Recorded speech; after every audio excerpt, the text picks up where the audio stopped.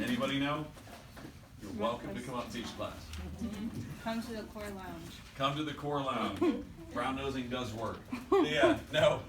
So, hands down, the most difficult thing that I have to do as a pastor is try to figure out how to get stuff done with people who don't necessarily want to do it. That's not easy. Even people who raise their hand and say, I want to help you do this. They love the way it sounds, but then when it comes down to, I need you to show up 10 minutes early, I'm out. That's too much. They love what it sounds like to be able to be Michael Phelps, swimming and winning gold medals. And then they see the conditioning he goes through. Well, it's cool when he had the energy to eat like 15 Big Mac meals during the day. What wasn't cool is the fact that he burned off those 15 Big Macs in the first 15 minutes of his day with his workout regimen. In church, we have a lot of people that are filled with ideas on, I want to change the world. It's really bad with musicians. I want to be a worship leader. Cool. Why? I love to sing in the shower. Okay? Do an a cappella audition. No.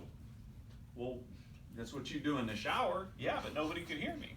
So how are you trying to lead worship if you ain't sing in front of anybody?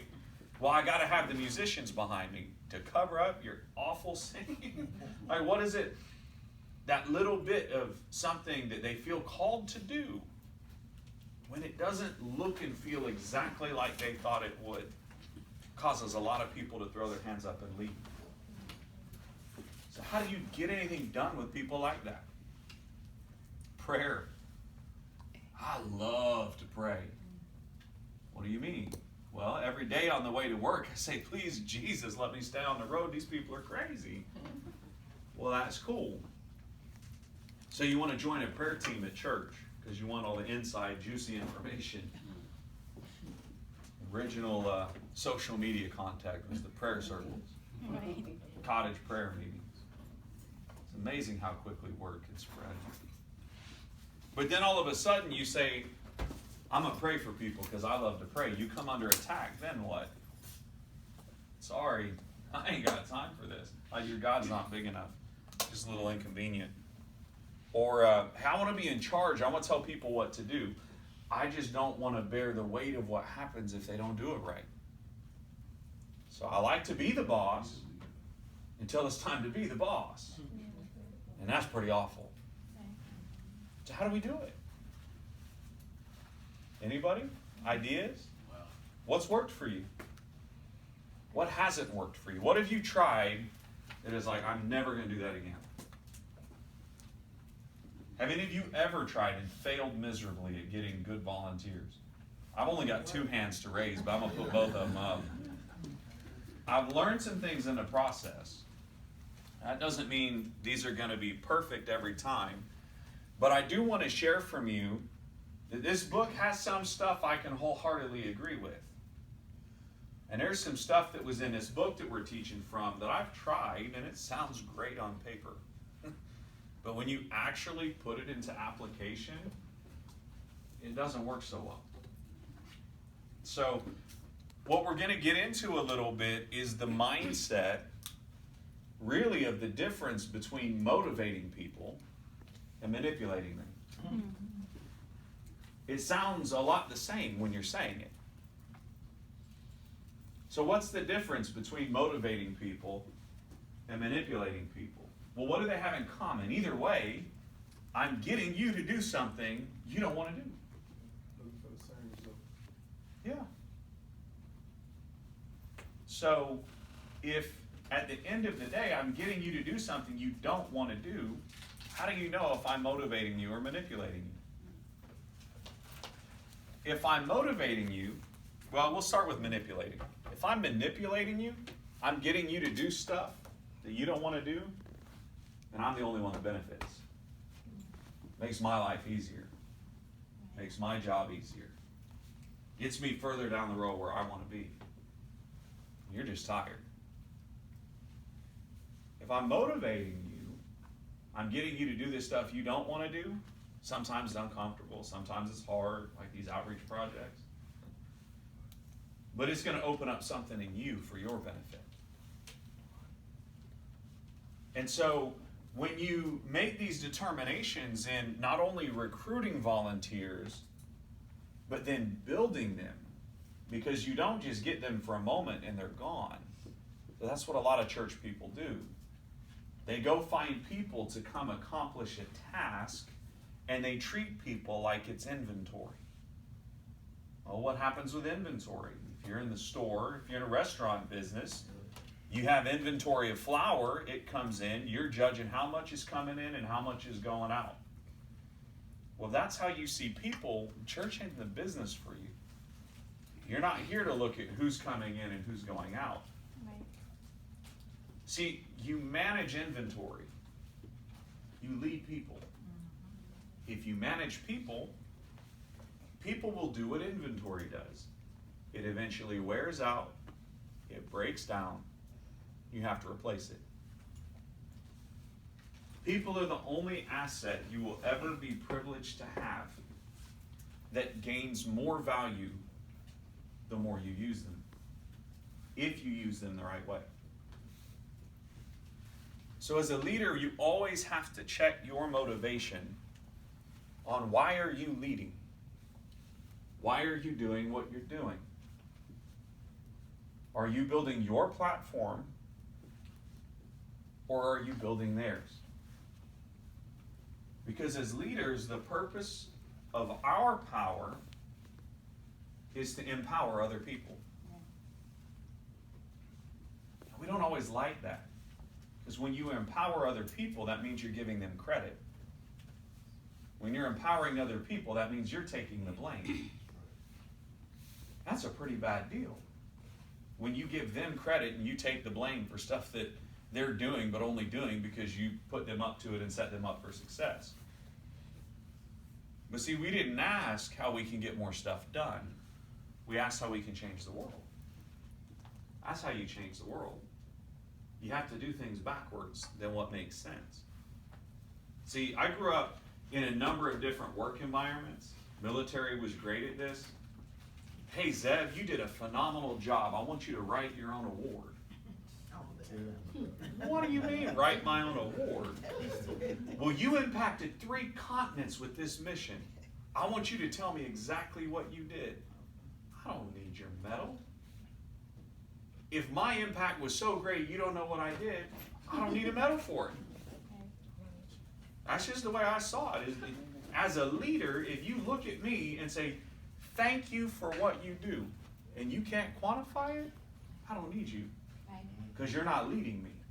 Because what you're going to do is take all those fancy bullet points, because you know I know how to write paperwork, and you're going to use it to get yourself a higher medal that I should have gotten, but I can't get a higher level medal than you get because you're the boss and you got to get the credit. That's horrible. But see, people do that crap in the church all the time. Doesn't matter whether you're in a choir, somebody does something phenomenal, the leader's going to take the credit. If you're in a band, doesn't matter how great everything was. You know, the sound guy gets the blame if somebody's singing off key.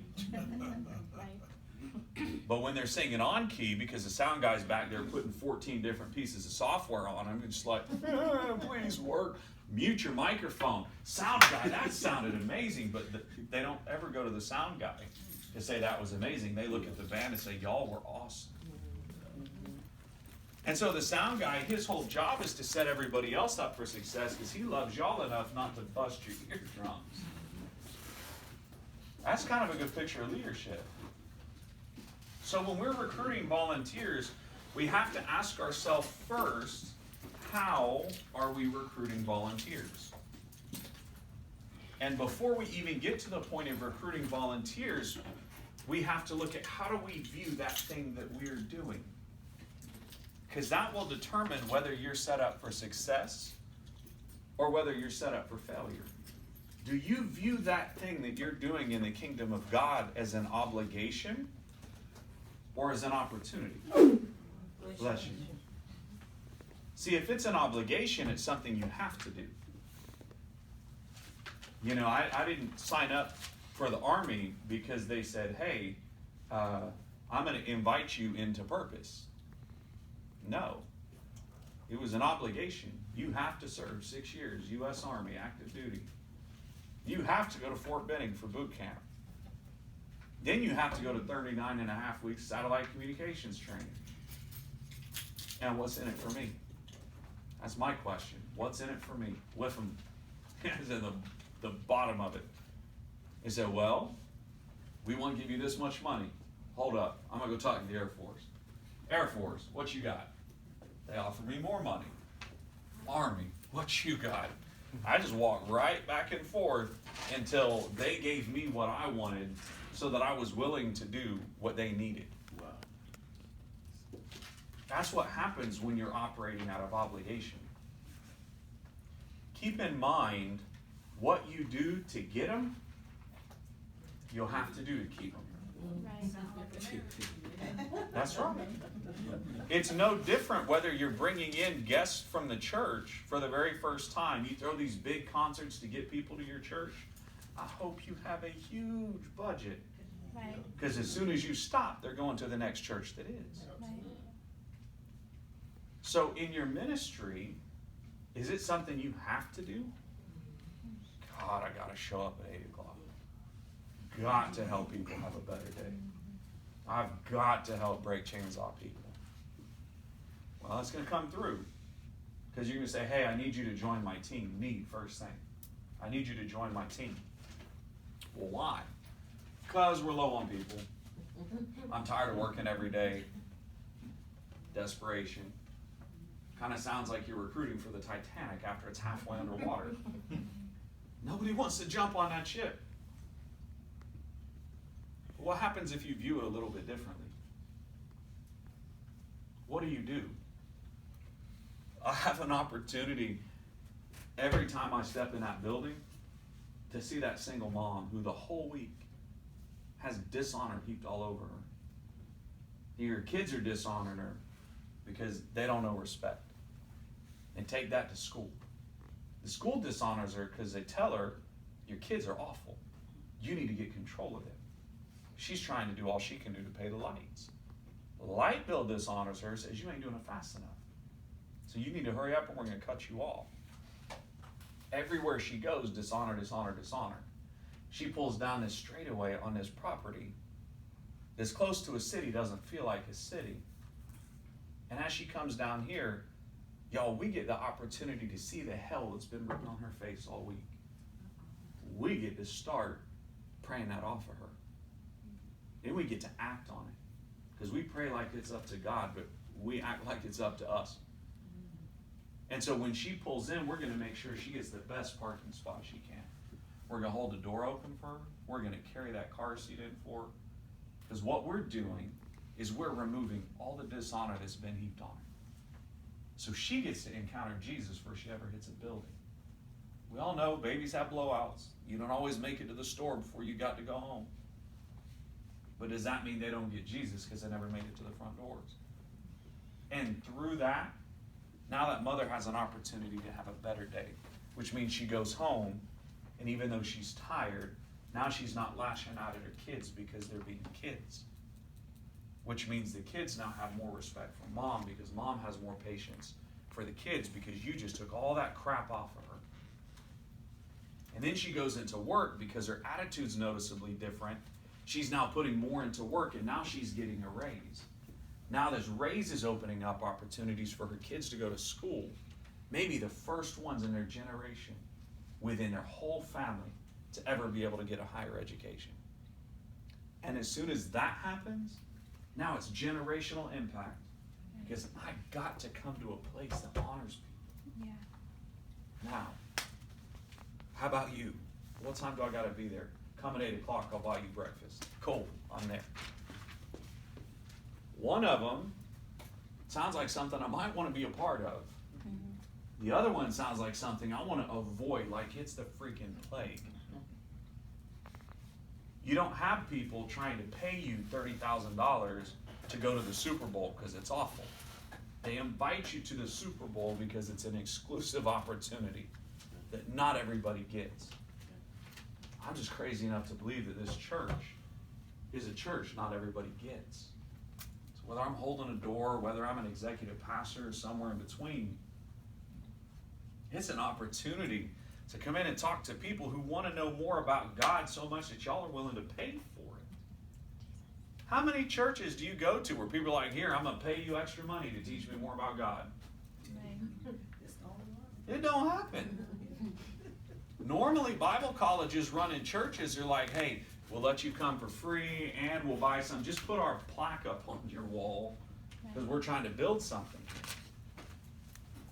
And I'm not trying to make too terribly light out of it because I've got 2 pages of stuff. I've not even gotten to the introduction yet. We'll see.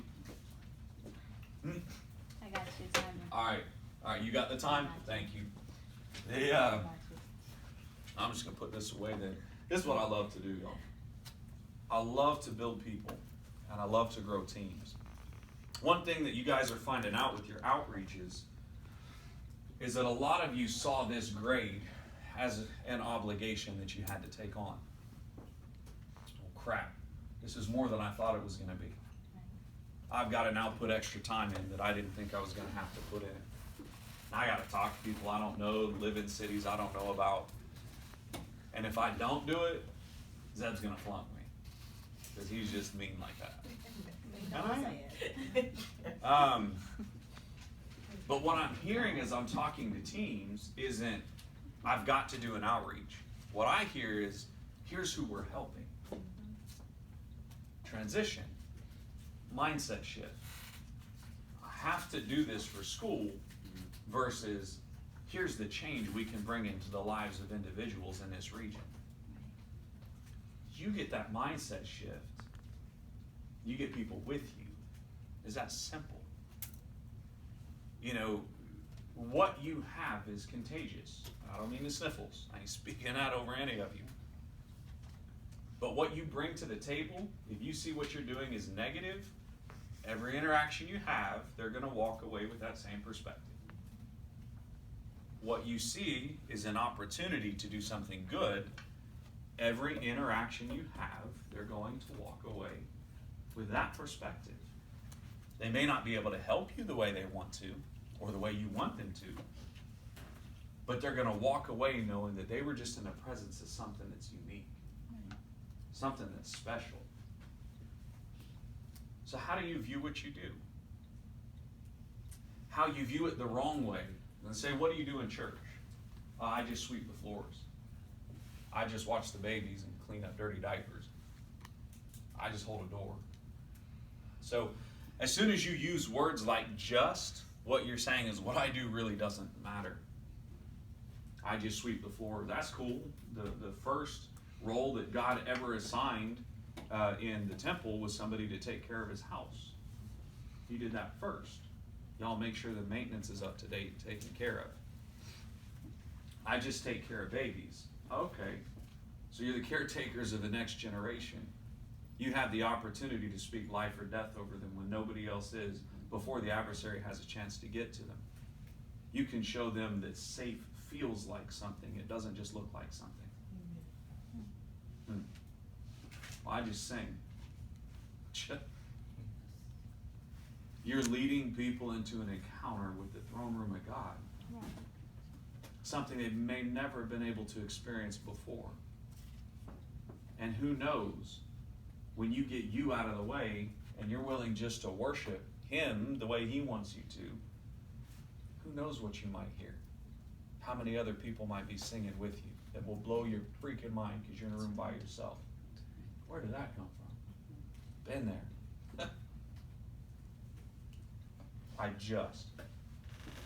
Now, if you've ever had a hard time recruiting volunteers, I question how you viewed what it was you were doing. A lot of times we wait to recruit volunteers until we get something on our plate that we hate doing. And we hate doing it, that's why we want someone else to. Because the thing that we love doing, we know they will too, So we don't let them help, because that's our only release. That's how ministry becomes a drug. Ministry is no different than heroin at that point. If you're only coming here for the high that you get, you're not serving. At least nobody but yourself. So how do you, if the purpose of the power that we have as leaders is to empower other people, how do you enable other people to share in a joyful labor? Because that sounds weird. We're doing extra stuff. It's an extra burden on my schedule. Your burden is easy, your yoke is light. Well, how does that happen? Because I don't know about you, but it normally sounds to me, if I have to carry any weight, that's not fun. I don't want to do that. But there's also words that are in Scripture that say, man doesn't live on bread alone. What else can man live off of? And so what is that? How do you eat the word? I know from one perspective, you have a goat, which will rip out pages. That's not what we're talking about. Right? You have meditate on it day and night. Take it in. That's one perspective. But that's only one part of the digestion process.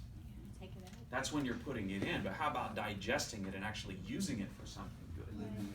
Because what happens if you just sit and eat all day long? You get fat. You get fat. You got lots of diseases that come up because you're sitting down, your muscles are going to atrophy because they're not being used.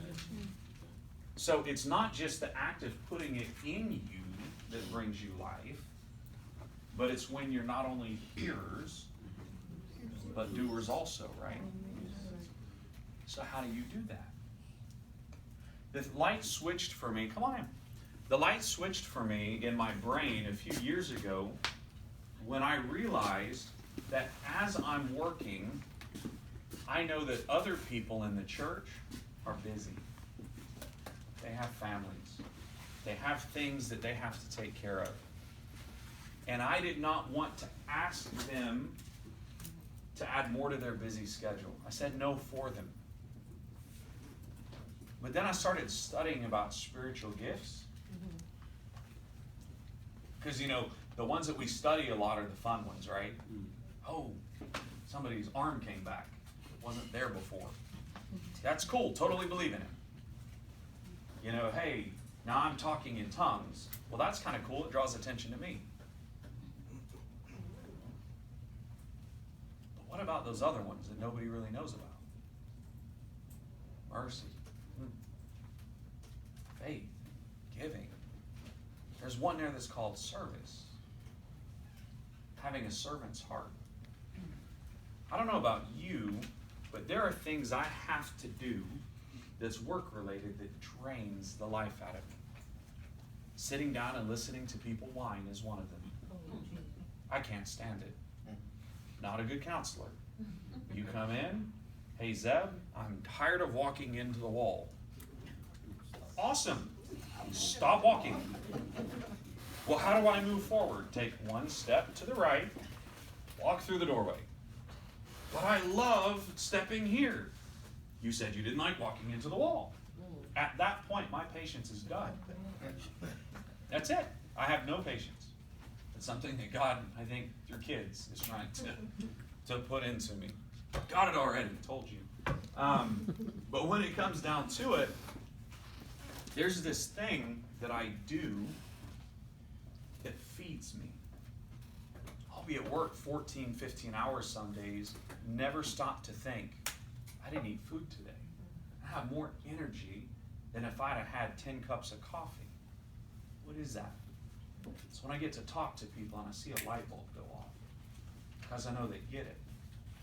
Because they're wanting to make a step forward. Because they're willing to do it. For me, that feeds me. That brings me energy. That doesn't mean that I never need to rest. But when I can operate in that place, I know I'm operating in calling, not just career mode.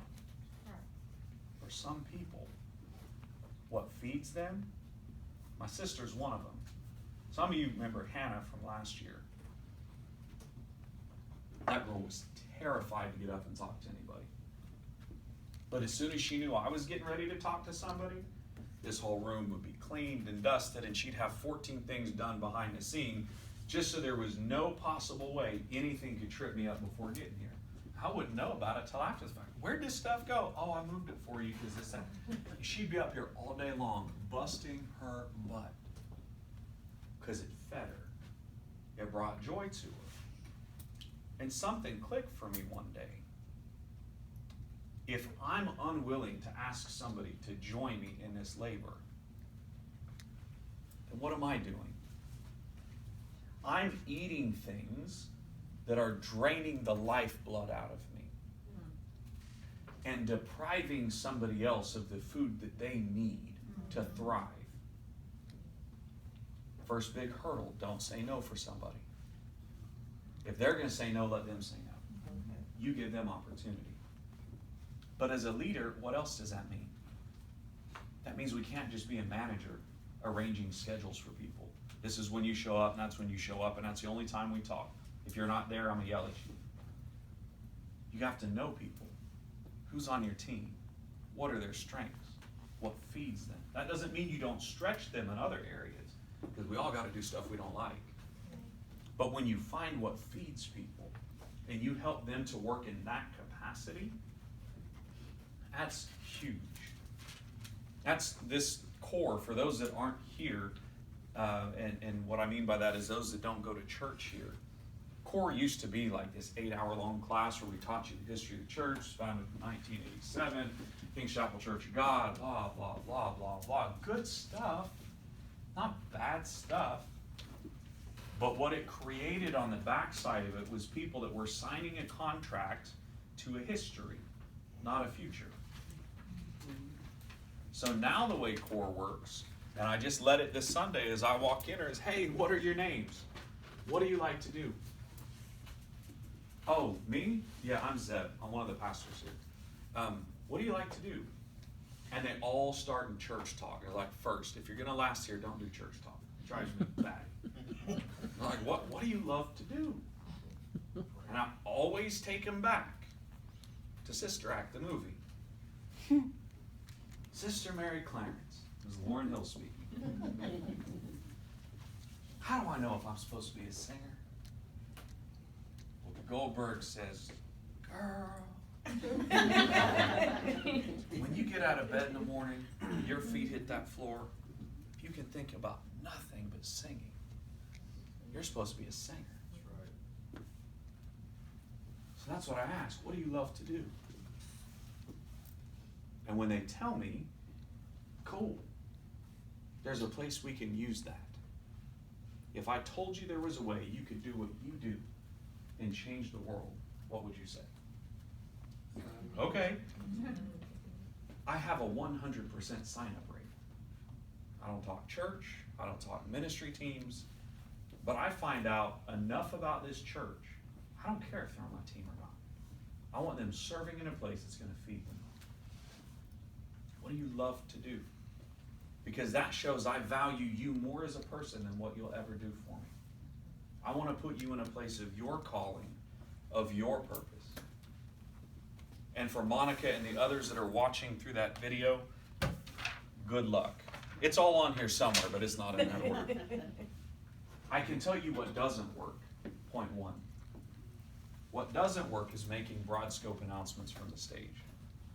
We need help. Rainier does a lot of polling within churches. Thomas Rainier is the one that owns the Lifeway Christian bookstores. They do a lot of poll, kind of like the Pew Research Center of the Christian world. 85% of people who are not serving in the church are not serving because they've never been asked.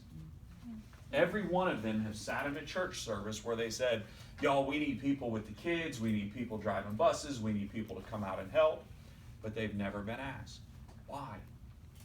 We live in a world where we are inundated with demands for our attention all the time. You can no longer watch just a news program without having tickers on the sides, Extra videos on the sides, tickers on the bottom, 4 or 5 screens, people breaking in and out. World-changing, late-breaking news. You have 14.3 seconds to tell me about it before I go on to the next thing that's going to change the world. Oh yeah, you have social media going off at the same time. Oh yeah, you've got phone, you've got family, you've got kids. You're surrounded by noise. Morel, that's how I get your attention. You're starting to zone on me. Oh no, I'm listening. No. I'm using you as an example. Okay. Don't worry. Hot seat. Seat was hot. Gotcha. No, but that's how you break through to people. Because what are you never addressed by? Your name. Mm-hmm. The one thing you were given when you first got popped out into this earth, other than a spanking. You're never addressed by it. So when someone does take the time to address you by name, it stands out. Makes it personal. And then you have the opportunity to do something that's kind of the crux of this entire teaching. How close am I on time? Yeah, 15 minutes. Oh, man, I'm doing a lot better than I thought I would. Go ahead. Which man is that? That is cool. All right, time to stretch and ramble at night. Generalized statements. We need help doing this thing with no specificity for as long as we feel like keeping you a prisoner. That's how most church announcements go. I've finally, around here, gotten through to people, or at least they stop asking me, will you announce that I need help for my ministry from the stage? No. Why? I'll never be a bigger cheerleader of your ministry than you are. Right. And if I don't see you out there in the lobby week in and week out saying, here's what I'm doing to change the world, I want you to join me in this journey. I'm not going to stand up and say how great it is if I don't even want to be a part of what you're doing. I love you, but I got important stuff to do. And if you ain't excited about it, why would I be? Why in the world would I take first-time guests and say, hey, here's an uninspired leader that's doing absolutely nothing, and that's how they value it. Go hang out with them for a bit. So when I make church-wide announcements, that's how it comes across. So we just don't do them. But what does work is, I say, Marcus, man. Remember the first, was it Love Week? We were at the Boys and Girls Club, and you were one of the team leaders out there picking up trash. One of the things you said to me is like, man, I love this church. Because here, there's no big I's, there's no little U's. And it's just really cool that when we were out there picking up trash, the way people responded to you, they naturally love to follow you. And I get it, dude. You have this way of carrying yourself. I need you to help inspire some other people with that. What are you doing next Saturday? That was an invite you really can't say no to. Right. Because I just told you were awesome. And everybody loves you. And I want everybody else to love you more. What are you doing next Saturday? You buying dinner? It's like, no, this ain't Match.com, bro. I'm just, like, seriously. What's going on? But, no. But What we doing? that's the thing. You actually take time to connect with an individual back to a shared experience, which could simply be, I've never seen you before, but I love your smile. Why do you smile? Why, this place just makes me happy. My God, your smile makes me happy. Can I get you to smile for 3 or 4 people next week? Because there's some people looking like they're baptized in pickle juice, and that depresses me. But your smile makes me happy. Your smile makes me want to smile. Would you be willing, just try it one Sunday? Okay. What's that look like? Come at 8 o'clock. I'm going to get you some breakfast, and I'm going to walk you around to other servant leaders who forgot why they're here. What's that mean? I'll show you. Then they walk in here seeing church leaders, servant leaders, griping, moaning. Right. Stupid pastor has me here at 8 o'clock. Tired, don't he know it's early? Yeah, he does. He's been up for 3 hours earlier than you were. What are we doing this for? Let me introduce you to somebody I like. Look at the smile. Isn't it a great smile? Scientifically proven, if somebody smiles at you, you got to harbor some hate inside of you not to smile back. That's just proven. It is. It's just proven. So I'm going to break out of Pastor Dr. Zeb mode into that woman, my mother over there. Growing up, anytime we used to get really mean, go stare in a mirror. That's fine. Now, make a face at yourself. It's stupid. So I'd make a face, and invariably you laugh. When we were cranky, she didn't want to deal with it. She had 4 of us. I was the oldest. You can't really get mad at yourself because you realize how dumb you look. Now I'm breaking back into this mode. Never do that to your servant leader. No. Just kidding. It works. Tell people, look in the mirror, fix your face. If you don't tell them to look in the mirror, they get offended. It's like, what? Did I mess my makeup up? No, look in the mirror. Who peed in your breakfast this morning? Well, it's not I. So what we don't do is make broad-scale announcements of we need help for a sinking ministry because this isn't the Titanic. What we are going to do is we are going to talk to specific people about specific roles that we think they would be great for a specific time period. I know that children's ministry workers often deal with this the most. You would think that it happens more often in small churches than larger churches, but it really doesn't matter because nobody wants to hear crying all day long. Except a couple weird people. God bless them. But what happens? We need somebody to wipe up dirty diapers. Will you help me one Sunday? 40 years later, we're still sliding bread and water under the door, and we haven't let you out. We even installed those doors where we got a hatch on the top where we can hand out babies, but just a reminder, you never escape it. We create our own jail cells in ministry. Why? Because we're using people to get ministry done. We're not using ministry to build people. And when people feel trapped, they're going to flee at the first opportunity. So when we think about it, part of the way that we recruit effective volunteers is that we take care of our current ones. Because if we take care of our current volunteers, they will champion our ministry, and we won't have to. Just like I don't want to be the one recruiting for your ministry, I think you should be. Your team should be doing all the recruiting for you, not because you're lazy, but because I love working with you. Because you're speaking life into them, you're taking time to build them. They should be kicking down the doors to join your ministry.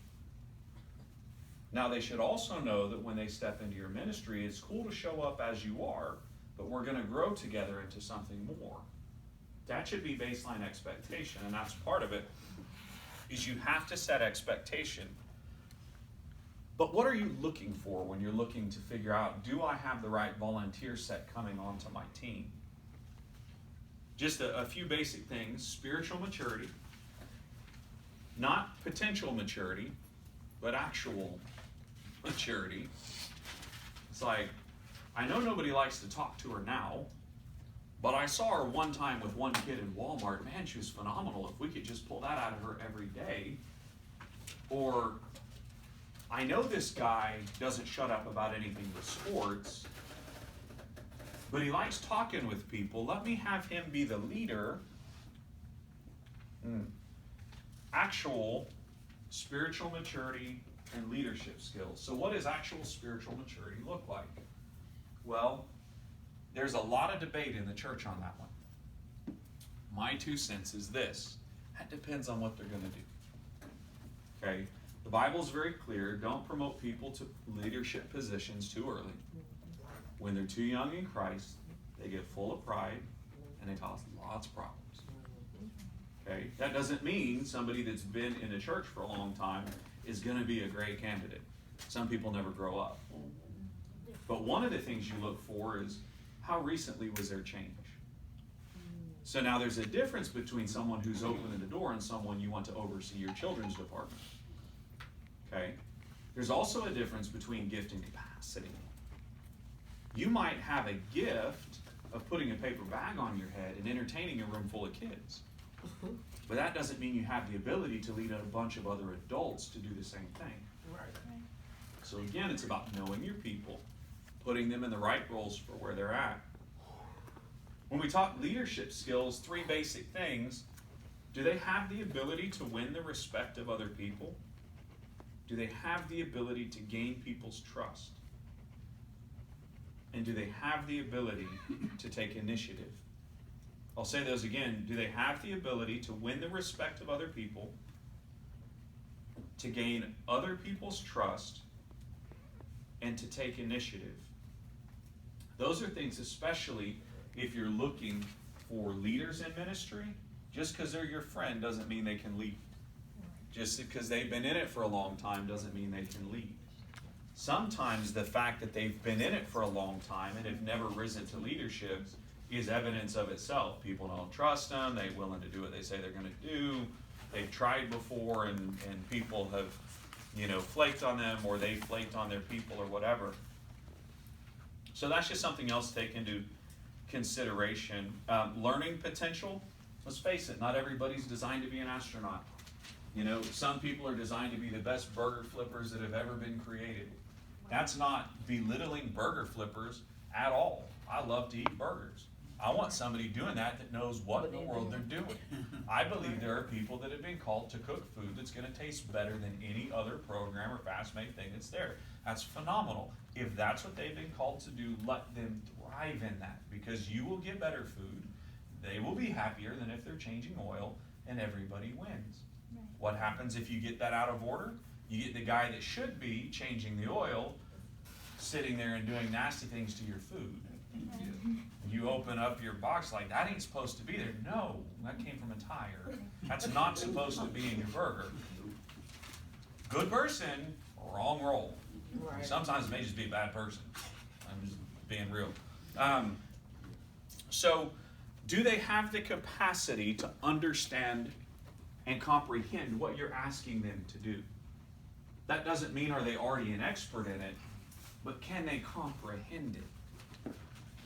If you say, I want you to go to the aviom, and I want you to adjust mix 3, subgroup 2, to the point that it's at an 80% amplitude, there's going to be a very small section of people that know what in the crap that means. Most other people are going to look at me like you're looking at me. I did not make up all those words. It's actual lingo for in-ear monitors that we use on stage with the worship team every week. I thought it was airplane. Cool. So, yes? Do they have the capacity, what was the rest of it? To expand their knowledge, or are they at their lid? One of the things you should be wary of is somebody that's no longer teachable. I know it all. I've been around long enough, I've seen it all. Okay. You ain't gonna teach me anything. I ain't gonna go to school. I ain't gonna be willing to be trained. I could write the book on it. Okay, great. Since you know more than Jesus, who also had to grow in favor both with God and man, which means he wasn't there when he started. So if Jesus can learn, you can learn. But I have a problem with people who know it all, but I didn't hear trumpets when they walked into the room. The skies didn't split open. I was not whisked away. So you can bring your resume. I'm not impressed. So be wary of people who come on your team. They already have the answers to everything. So sometimes, do they have the capacity to learn is a legitimate ability to learn. That doesn't mean they're dumb, but that doesn't mean they're ready to go to that next level. Sometimes capacity to learn is a willingness in their spirit to learn. Everybody says I'm not perfect. Don't judge me. But if I say, James, I don't like that hat.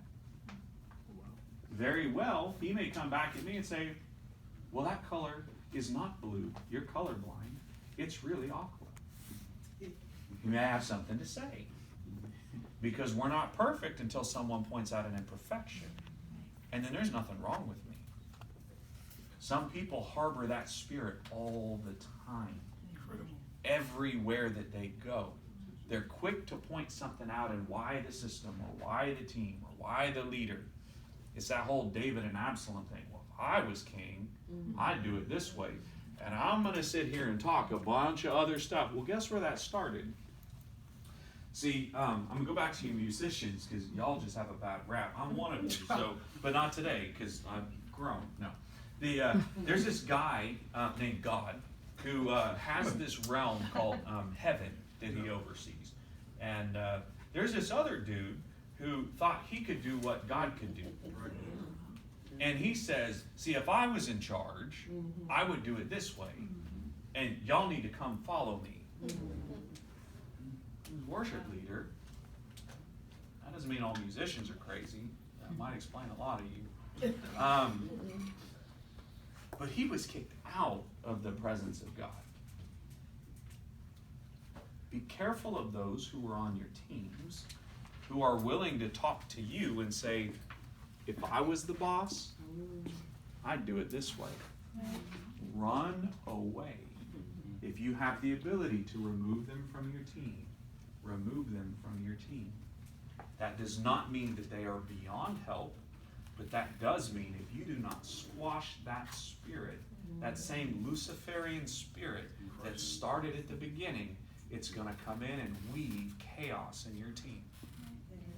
Don't let your niceness as a leader get in the way of the necessity to lead. A lot of people in the church have a hard time with that because we're told, you can't judge me. Well, according to the Bible, I can. Now, I can't condemn you, but I'm told to judge you by your fruit. You're told to judge me. I don't mean I'm the one that determines your salvation, but if you're crazy, you're crazy. How can a fig produce from thorns? You can't get grapes from a fig tree or figs from a grapevine. You have to judge based on what we see. That's where we develop discernment, which is a spiritual gift. God would not tell us not to exercise a spiritual gift that he gave us. Right. But check your motivation. Are you judging something because you want to be right? Or are you judging something because you want them to be right? And again, you're judging issues, not people. You're judging fruit, not the one that planted the seed. The big difference. And when you're recruiting volunteers, if you have an environment, if the soil on your team is corrupt, if the soil on your team is full of bad fruit, you may love what you do, but your refusal to address the problem means the problem is no longer the problem. You as a leader are. Nobody else wants to come and be a part of your mess. So when it comes down to becoming a leader and recruiting volunteers, you find the right people by building the right people. A lot of us look at the disciples, and when Jesus looks at Peter and says, Peter, upon you I will build my ecclesia. We translate that as church. The actual meaning is the assembly of believers coming together and vibrantly working together to do something. You're a part of an assembly. You don't have your name on a roll. And we say, God, send me Peter. He's like, I did. You got 3 people named Simon on your team. Build them. 752. Awesome. Thank you. Oh, you didn't see my hands? No. I was right here. Yeah, I had no idea. We made eye contact. I thought it was spirit fingers. I'm just going in. And it was your fault. Did No. he think this would be like cramping up or something? I seriously couldn't see you at all. Oh. I saw her spirit fingers, and I was like, I don't saw think he him. got what she was doing. I was Yeah, she did. Because he looked at me, I was like, I saw him look too. If you've ever wondered how tongues and interpretation works through sign language, you just witnessed it. He ain't getting it. It's not a I should have been like, I didn't want to give the distraction. Time's up. All right, so other things we can do. And you have to design and create an atmosphere of service. This is easy in a church that has a strong culture of serving here. We have sayings about it. If you're not serving, you're swerving. you're swerving. Not every church has a strong culture of volunteers. They look at their vocational ministers as that's why we pay you the check. That's right. You go do it all. Now, it's also a big ego trip when you get to look around and see everything that you're doing until your marriage falls apart, the kids go to hell, and everybody wonders, hey, how are you fit for ministry? Because you've not led your home well. Well, then we start figuring out, oh, wait, God made many parts of one body. I'm only one. I'm not the body. Whoops. I should have learned that one sooner. So, when we look at this, we've already kind of addressed some of these. How do you design an atmosphere of culture and service? You regularly elevate and celebrate servants in the church. What you reward will be repeated. A lot like training a puppy. I'm not trying to offend anybody in here, but if I want my dog to go to the bathroom outside, I can do one of two things. Beat him every time he goes to the bathroom inside, so he'll run into a different corner I can't see and do his business there. Or when he goes to the bathroom outside, I can lavish so much praise on him he never wants to go anywhere else. What you reward will be repeated. Don't view servants in your church from the view of an employer. Keep in mind, they ain't getting paid. They're not staff. They have families. They're not bound to your church for any length of time. It doesn't matter how great of an orator you are. It doesn't matter how much charisma you have. You treat people like garbage, they're going to leave you. Get your feelings hurt all day long. It don't matter. It's that simple. As people, we are designed to flee pain. If I twist my right ankle, I am so designed to flee pain, I will walk looking all sorts of stupid, trying to limp and hobble, so I don't put my weight on it. Because now I don't trust the thing that caused me pain. Even if it's strong enough to hold my weight, even if walking on that is what is going to bring healing, I don't like it so much, I alter it. You step on a Lego one time, 3 a.m., you burn them all. Right. Kids, no more Legos. I'm sorry. They're all going to grandma's. I know it's your favorite toy. You can go live with grandma. I'm not stepping on one of those anymore. There's really no pain in the world like a Lego at 3 a.m. But I'm going to repeat this again. Volunteers are not staff. They're not full-time workers. They're not paid. They're not bound to a church for a long time. This is where how you see what you do makes all of the difference in the world. If you talk to your volunteers that are supposed to be on your team and show up, you have to so I don't get in trouble. Good luck. Right. You have to. I need you. Better, but still sounding kind of stalkerish. Right. We get to do this. And there's somebody here that's counting on what you bring to the table to open up a new step in their future and getting a little bit better. But see, one side you're manipulating people because you know they don't want to be there. That's why you're having to try and neck drag them into heaven to begin with. But when it comes down to, you know they don't want to be there, so how do you make them want to be here? Right. It's not with food, it's not with money. What's the one thing people don't get? Honor, life, purpose, friendship, value.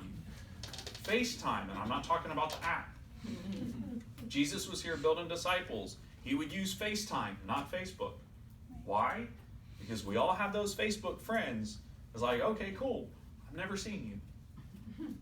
You know, you look like Beyonce on your Facebook profile. I meet you in person, you look like Gollum. What gives? You know, I don't even recognize you. And I ain't even just talking about appearance. I'm talking about you're looking all nice and talking Jesus there, but then you get down here, you're hateful. Right. I'm embarrassed to go to a restaurant with you saying, Jesus, come visit my church. Say you're from Harvest. Don't say you're from Hope. Whoa. Now, I ain't picking on Harvest. I like the people over there at Harvest. They're just the closest church to us. But people wonder, like, even when I hire staff, y'all, that's the first thing I do. Pastor Bobby comes up from Texas. What do? We go bowling. After that, we go to a restaurant. Why? I give a crap what you know. I want to see how you connect with your family. I want to see how you treat wait staff. Right. Because if you're going to complain and gripe and send everything back and make their life more hell than it already is, I don't want you at home. I will put your butt on a plane and send you back to Texas. Wow. But when I see how not only he, but his kids treated the wait staff, oh, so there's generational respect and honor that's taught. Right. Yeah, they may be rough around the edges sometimes. They're kids. Right. Big deal. But when I see how their kids are responding with honor to other people, I know that's something that's being shown at home. And with that, I can work with something. Now let me see your resume. Now let me hear you talk. There's that saying, I can't hear what you're saying, your actions are too loud. Well, Your volunteers know that too. So if you say, I love you and I appreciate you, but you don't show it. Show it. but they never hear from you, Right. unless they miss, what you say is a lie. That's good. Let your yes be yes, let your no be no. Anything else is of the evil one. So it's very simple. I love you, which means I'm going to call you and say, how's it going? I'm going to text you and wish you a happy birthday. I'm also going to text you when I see you posting that bullcrap on Facebook. It needs to come down. But I'm going to be able to do that because I've been making deposits in your life too. And the respect is there. Yeah, exactly. Yeah. Because respect is not something that you just get. You got to earn it. People ask me all the time, it's like, so you got this doctorate degree, what do we call you? You pastor, doctor, pastor. They went to the point of putting Dr. Z on my name tag. And I was like, that's cool. They make good guitar amps. But they asked me, it says, what do we call you? I said, it's easy. The name I was given was Zeb. Everything else I earned. So whatever place I've earned in your life, you call me that. If you're smiling, that's cool. If you're not smiling, you got bacon, that's still cool. But if you're not smiling, you don't have bacon, I'm sorry. My appointment's full. So when it comes down to wrapping this up, I hope you've learned or maybe seen some things and how you've gone about getting people on your team or treating people on your team that maybe we can quote a little bit. Just a couple other hints and tips. Never recruit when you have to. Recruit when you get to. That's kind of a common theme.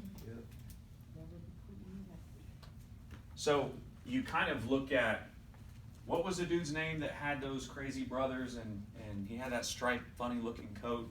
Joseph did. Joseph did. They made a whole Joseph. theater play out of it. Y'all are Bible Joseph people. and the color for color. But you're in the Technicolor Dreamcoat. There you go. So no. So you have this this dude Joseph who went and talked to a king who, he's a king. You don't have to listen to anybody. But he kept having his dream, this problem that kept bugging the crap out of him. And he goes, so what do I do? Well, so Joseph goes and talks to him and gives him a thing. He's like, that sounds good. Let's do it. But what does he tell him? In essence, he says, manage your high season well, because there's a low season that's coming. Yes, Lord. And if you manage your high season well, you'll have enough to take you through it. Well, that's the same economically as it is with people. There are going to be seasons in your ministry where you have more volunteers than you need. Never let them know that. I don't mean guilt trip them. My God, if I walk on your team, it's like, I'm sorry, we don't need you. That's what my ex-wife said. I don't want that dishonor. If you don't see enough value in me to find a way to use me when I'm here, guess what's not going to happen? I ain't going to keep showing up. Right.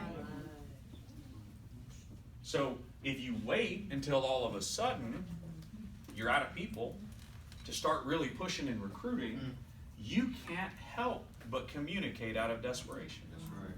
Because now you've got to do it. Now it's survival. So how do you do it before it gets to that point?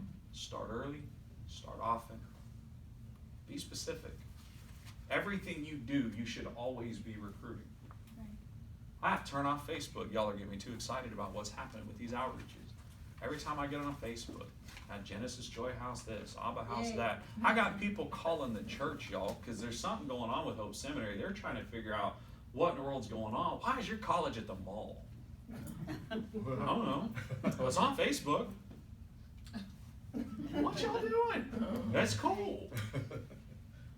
But while there's excitement, that's the time you build that next generation. Right. And that's where, as a leader, you have to make hard decisions to step aside and allow somebody else to take it to another level. You don't do that as soon as you get success. Success has a track record. Is it a flash in the pan, or do you have something that's legitimately going to work? But don't be like Michael Jordan, who retired 16 times and tried 2 other sports before he figured out, you know what, I'm old. I still kick Zeb's butt on a basketball court, but I don't belong out here anymore. Knowing when is that right time. Bishop did a great job. It got to the point he could do ministry here with his eyes closed. He'll tell you that. He may have already told you that. It's like, I could do ministry with my eyes closed. An opportunity came for another campus. Church growth says, I send my son, who I'm training up to be a pastor, over that campus. Let him start small. I asked him after I got here, I said, Bishop, why did you go? He says, if I ever hit the point where I'm so comfortable in ministry, I can do it with my eyes closed, that's dangerous. Right. Where's the challenge for me? Where am I to the point I'm relying on God? Okay. So he picks up and moves everything he built to go to another state, to leave what he built for somebody else now to take to another level. All of a sudden people mad, wall colors start changing. We changed the name, all sorts of stuff. You believe how mean some church people were getting. All because one leader said, hey, before I plateau, let me throw up an alley. I could dunk it, but let me throw up the alley for somebody else's hoop. It's time for them to have that moment. So leadership, sometimes our problem isn't that we're a bad leader. Sometimes our problem is that we've been a good leader for too long. Bishop just talked about that Sunday. Success without a successor isn't success. If when you die, everything you're building dies with you, you did not exist to build that thing. You created that thing to exist around you. So as leaders, always check your motivation. Why are you doing what you're doing? Do you have to? Do you get to? And when you bring others along with the journey, are you dragging them or are you leading them? Are you saying, y'all go that way, but I'm not willing to? Or are you saying, y'all follow me? This is going to be some pretty cool stuff. Makes all the difference in the world. You get that into the culture on your teams, it grows. When you find out what you're doing has purpose and passion, you grow. If you see no purpose in what you're doing, one of two things needs to happen. You either need to relook at it or go do something else. But if you're ever in a position as a leader where you're just taking up space, do everybody a favor and get out of the way. Otherwise, a lot of people are going to be hurt in the process. Right.